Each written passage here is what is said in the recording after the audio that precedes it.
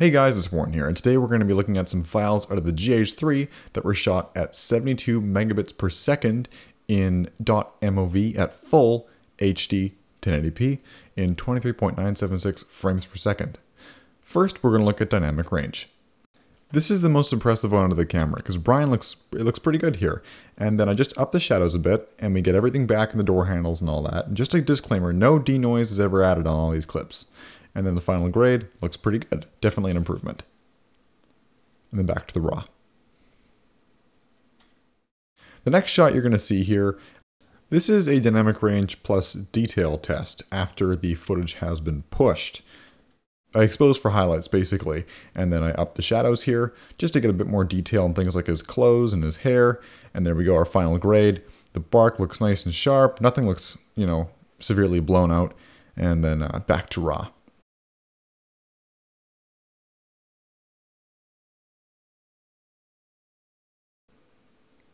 This is up on the mountain, and we wanted a dynamic range test with the skyline. Sun's low in the sky. Then we get this, the shadows upped version of this shot, so basically it just looks a lot flatter.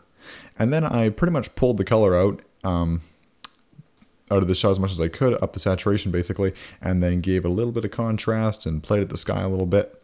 And then we go back to the raw here. Remember that any noise you might see could obviously be fixed with a noise reduction thrown in the video. Now this one is a severely underexposed shot. It is amazing what the 72 megabits per second is capable of doing. Prepare to be amazed. Wham! Now, there is a bit of grain here. There's a bit of mess up with colors and all that kind of thing. But just watch what you're able to do after you clean it up and give it a bit of a grade. It's amazing. It's insanity, and this is the raw again.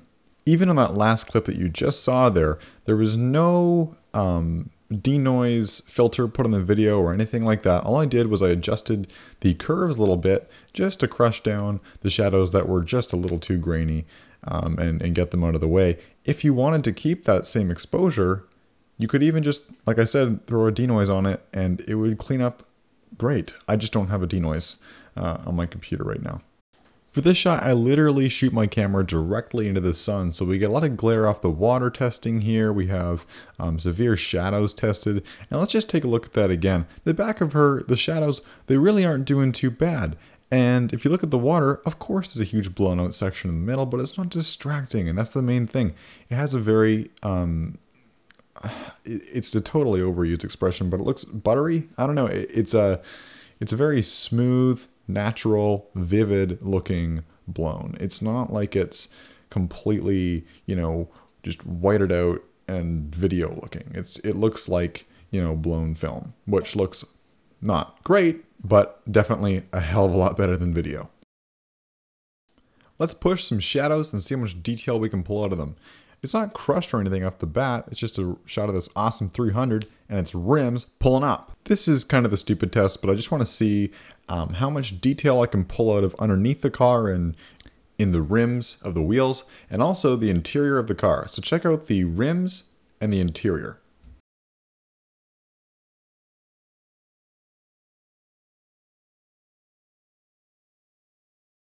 Well, I hope you found this useful. I really am super pleased with the GH3. I could not have made a better $1,400 decision.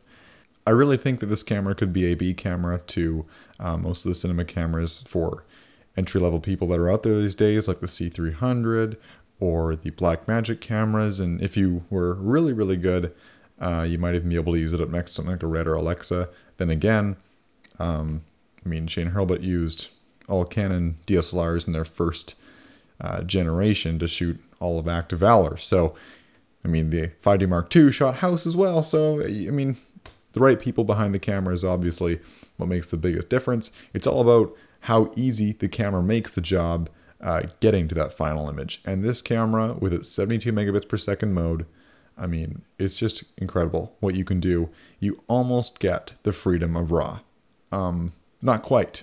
It's mainly the highlights. If the 72 megabits per second had one drawback, it's that the shadows are crazy, crazy workable.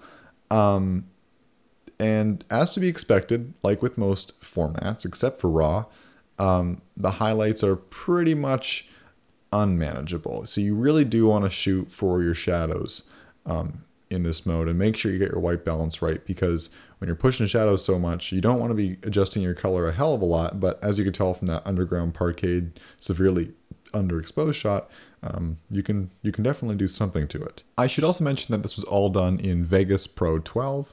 I didn't ever bring this into After Effects or anything like that, and no coloring suites. This is all done right in my editor, Pro 12 once again, from Sony. So, I mean, it's just so impressive what you can do these days. It's nuts. I really couldn't recommend against this camera. But a full review is coming. If you have any questions about the camera that you want answered in the review, let me know in the comment below, and I'll be happy to answer those. Another really efficient way of getting in contact with me would be Twitter, because I have my phone on me all the time and I have it set up that it alerts me whenever someone tweets me.